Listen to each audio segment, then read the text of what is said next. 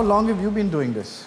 Oh, I think it's been about say 6 years. Right. So like I have been passionate about cars right from my childhood. Yeah. While other kids would play with dolls and action figures and stuff like that, it's this thing on four wheels that really invoked happiness in me, because right from my childhood days I would wonder that what is it that makes a car go? Yeah. And that's always been a thirst for knowledge that I have had. So eventually as I grew up I made it a point to understand what makes a car go. And I'm very close to my mechanic, Right. who is, I wouldn't say a mechanic, but more like a family friend to us, because he's been looking after our cars for so long.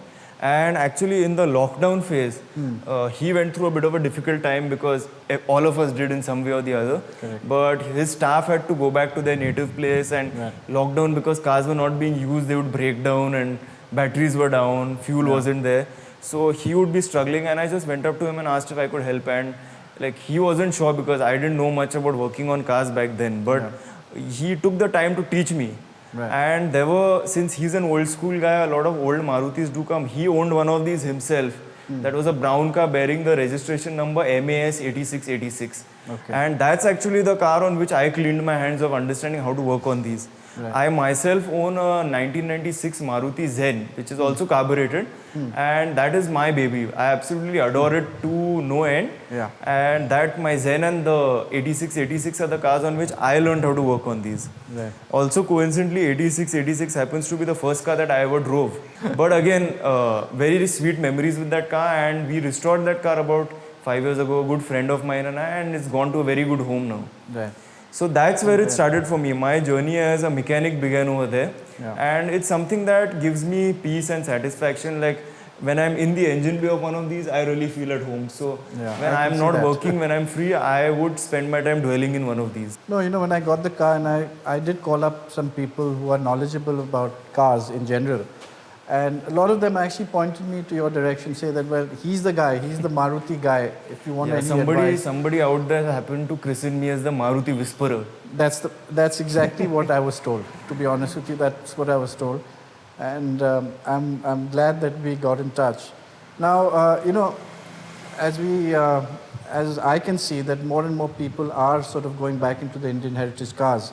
And I personally feel that there is going to be, more people sort of getting into this. For sure. So how does one contact you? Because I would highly recommend that, if anyone wants to speak to you or send their car to you, I would definitely ask them to talk I'll to put you. my Instagram down there. If Yeah. you do need help, drop me a DM.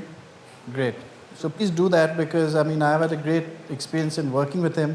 The more I speak to him about this car, it's great to see how much knowledge he has and how passionate he is. And like I said, the working relationship has also been great. There's only one thing left for us to do now, is for me to take you for a drive in my car, and for both of us to enjoy that. Absolutely. Yeah? Let's do it. Come, let's go.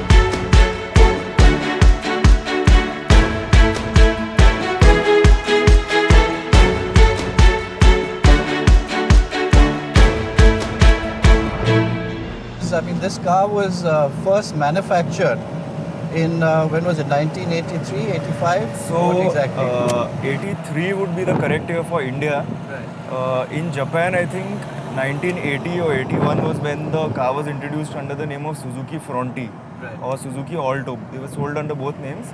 1983, on the 15th of December was the day the first car was sold in India. The owner was an Indian Airlines employee by the name of Harbal Singh, a Sardar gentleman. and he won the car from a lucky draw contest. Okay. And there's that iconic picture of then Prime Minister Indira Gandhi handing him the keys of the car. Right. The car bears the number DIA 6479 and it was with his family throughout even after he passed away. Right. And currently Maruti took it on themselves to restore it. I think you would have seen the car at the latest concourse. That's exactly what happened actually when I was there in Udaipur. You know, they had a segment on, Indian heritage. Right. And there was this beautiful white Maruti. And that also sort of piqued my interest. And I it took me back in time as well, because I remember in 83, when I was also fairly young, my father had, ordered 2 cars. One was in white and I think one was in brown. Right. So, I remember myself, growing up with these cars, and when I saw this one in pristine condition, it really, sparked an interest I'm sure. in me. And I mean, even at that point, I hadn't planned that, I would end up buying one. But again, as the stars would have it, here we are sitting in my Maruti 800 today. And you've got yourself a really, really neat example. Thank you. I would say this car is in peak condition. Right, Like the dashboard, the Yeah. body line, everything is pristine. right. Like this dashboard, I think is one of the neatest SSAT, right? This is the SSAT. That's right, The that's right. SSAT dashboard, I think it's one of the cleanest dashboards I've ever seen. No cuts, no scratches, excellent condition. Yeah. Even the paint and most of the mechanicals Right. actually on this car are also original. Yes, yeah. So I'm actually the 4th owner, I think, for this car. The previous owner was Mr. Percy Batena Right. from Pune. So again, he's somebody who's quite well known in the classic car That's field. So I think he had a keen eye to spot this car, and he looked after her for a couple of years before passing her on to me. So so I think I'm fortunate to have her. Absolutely. And as you can see, I'm really enjoying driving her. Oh, they are an absolute joy to drive because at the end of the day, all you have is just 3 cylinders and 37 horsepower to play around with. But the absolute peppiness, the torque of this engine, Right. and the way you can drive this car, even though it's at a speed below say 60 kilometers per hour as we're going right now, Yeah, you yeah. still have a smile at your face at the end of the day. Yeah, absolutely. Because that's what's special about these cars. They're absolutely mechanical. There's nothing advanced about them. They're so basic. They're so simple. Yeah. But when you drive one and you drive a good car, you really have this feeling of connect with it, which Yeah. I can not say about several modern cars now. Right. And that's what really makes me passionate about them and makes me love to work on them and drive them. Yeah.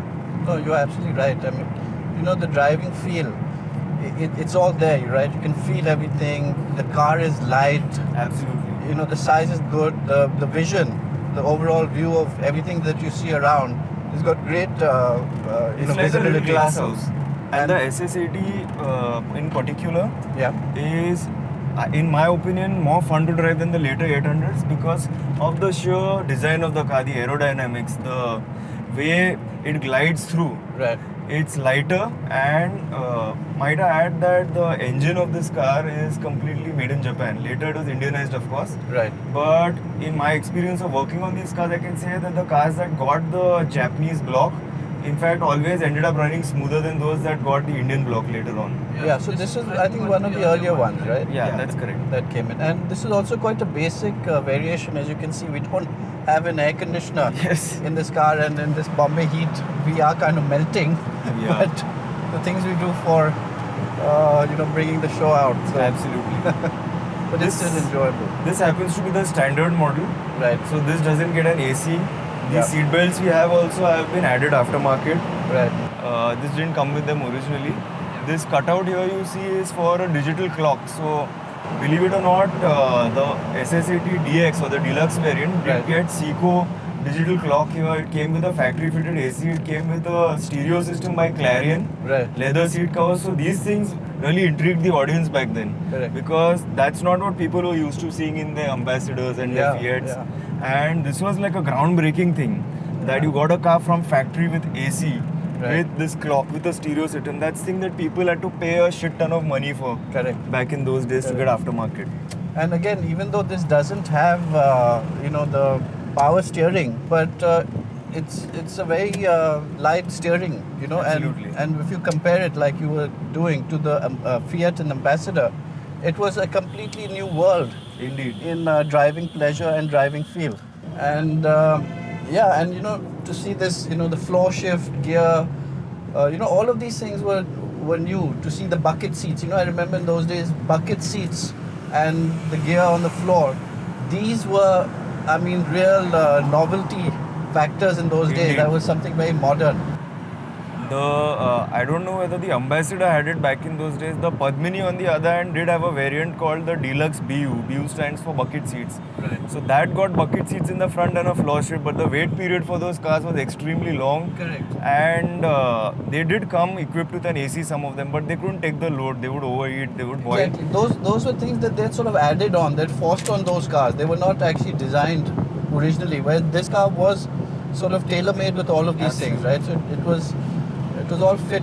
And that's what makes Maruti India's #1 brand even today, because the way they planned themselves back in the day, it was just completely groundbreaking, and that sheer factor of reliability, go Correct. anywhere, do anything, Correct. is very evident even in their cars today. Correct.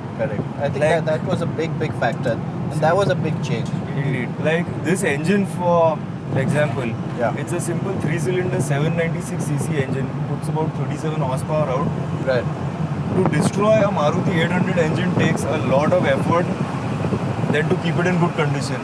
Right. Like there are cars I have worked on which have not had an oil change in say 5 years. Yet the car runs smoothly, that too. Right.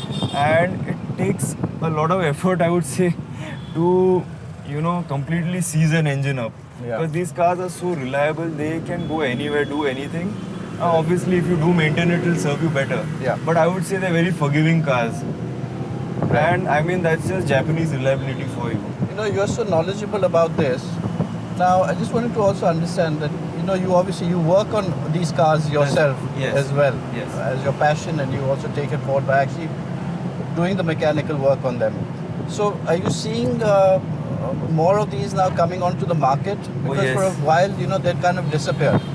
Yeah, that's very true. So, as far as I can remember, there was a phase in the middle when people still owned these, probably had them from new or bought them in the 90s or so. Right. And then if you go back to say the early to mid 2000s, Yeah. nobody wanted them. Right. People were discarding cars left, right and center. Even if the car was completely fine, people thought Yeah. that they'll never come back into, they'll never be in demand again, and people would junk them. Like I know of cars like this, of this vintage, which have been sold for 10 and 12,000 rupees, completely running cars. Right.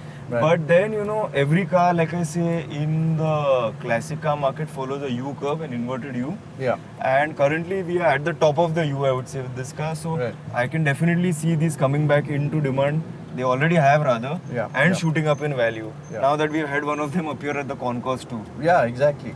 I mean, that's again what sort of got me also thinking about it. Because I wasn't, and I wasn't looking for this car. And the Concourse sort of triggered it off somewhere in my head.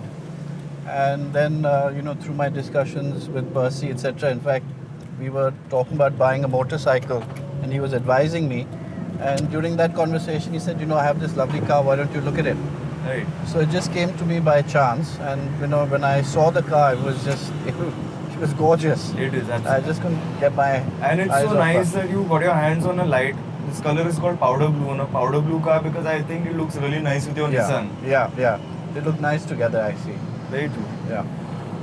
So tell me, currently, if one was to go into the market and look for a variant like this, what are the prices in the market, and also what should one be looking for? What are the do's and don'ts, right? So, to be honest, actually, when you look for one of these in the market, there are certain sellers who will ask an exorbitant rate, which is probably not justified yet. Yeah. But in my opinion, now values have gone up. The cars have attained a classic status. So, for a car that's in, say, fairly good shape, runs well, has its paperwork in order, I think, say, 1 lakh to 150 is a respectable figure. Right. Now there are cars that are in worse shape which need a thorough restoration. Right. So for cars like that, I think you ought to pay below 70,000, because restoring one of these is not as cheap as it may seem. Yeah. Now people do have this misconception that, oh, it's a Maruti, everything is cheap, everything is available. It's true that mechanical parts are still available because it's all shared with the later car, unless it's something like the disc brakes or something that's specific to this car.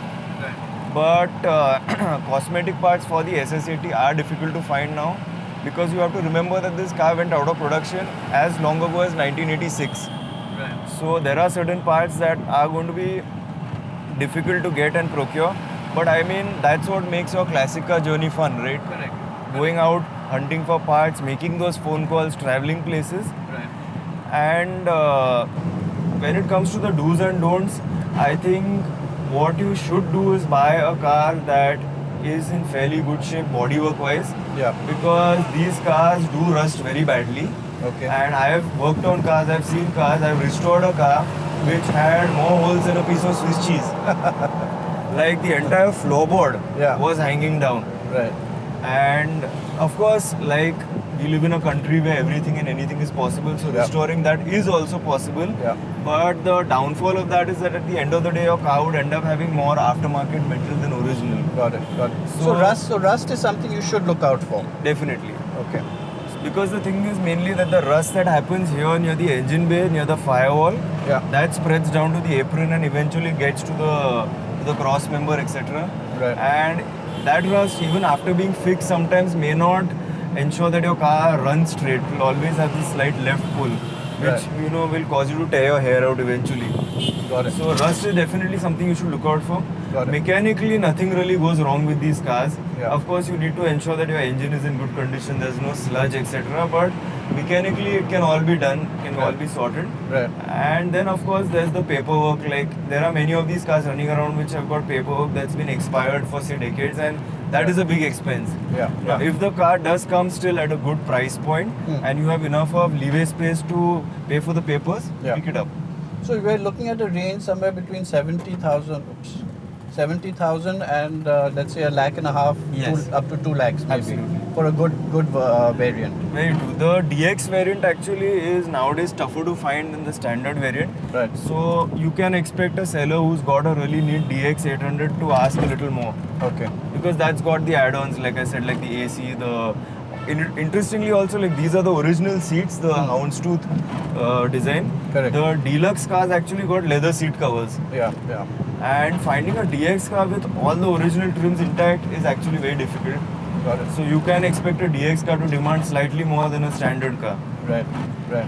But I like this interior. With the Oh, it's what did you beautiful. call it? The hound. The Houndstooth, like this material here. Yeah. The design is called the Houndstooth design. Okay. It was common on several cars, Japanese cars actually from back in those days. Right.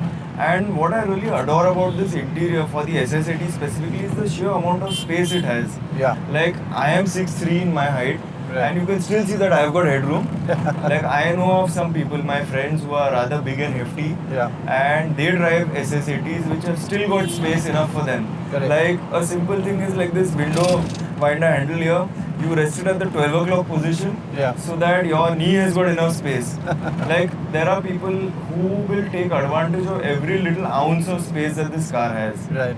Like I know of people who've taken their families to this car, to Goa in this car, like a family of 4 with luggage, Yeah. and it has taken them absolutely safely and without breaking down. Right. That's the beauty of funny, these cars. Funny you mentioned the space because just the other day I was speaking to a friend and I had told him that I'd picked this up. He said, "Oh, lovely car, but I won't fit in it anymore." So I told him actually you'll be surprised because even though it's so small, she seems to have a lot of space. Oh yes. So you're absolutely right about that. And I'm not as tall as you are, but I'm extremely comfortable. At least the front 2 seat guys I think are very comfortable. I'm not sure about the back, but I think we are sitting in a very. I have taken 4 to 5 people in one of these.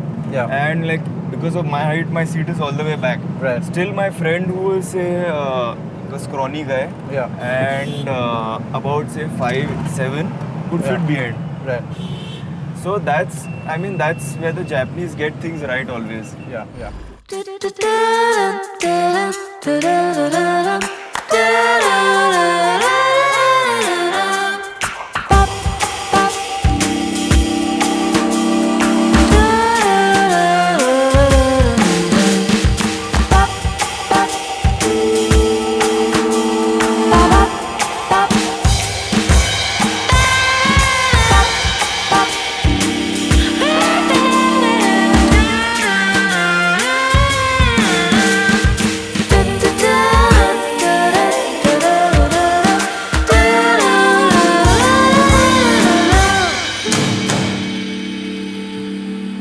So I hope you enjoyed the drive. I absolutely did. What did you think of it? I loved it. I think, the driving pleasure, like I mentioned while we were driving, the feel of the car, how light she is, the vision, It's a glass house. the glass house that you get, the handling. I think I'm going to be driving her. I think quite a every bit. drive in an SS80 is an occasion. Yeah. No, definitely. I really enjoyed it, and she is going to get driven quite a lot. As she should. And I know I've got the comfort that if at all anything should go wrong, I'm going to call you for Anytime. this. Anytime. So thank you very much. Thank you so much. So thank you guys for watching this episode. I hope you enjoyed this, and I hope I was able to convey the pleasure that I felt while driving this car, and also bringing you a bit of history about the role that this car has played in the automotive space in India. Thank you very much.